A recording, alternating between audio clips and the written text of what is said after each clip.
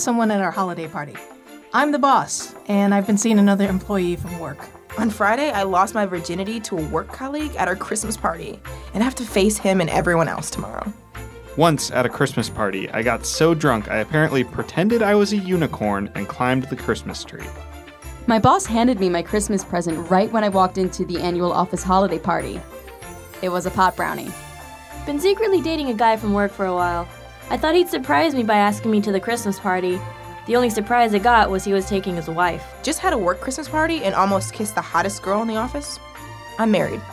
I made out with my husband's boss at the holiday party. I got so drunk at our office Christmas party, I don't remember telling my boss about the sexual harassment I've been too scared to report. Thanks, drunk me. Last night, I twerked on the VP of my company at the office Christmas party. I would normally be embarrassed, but he was twerking right back.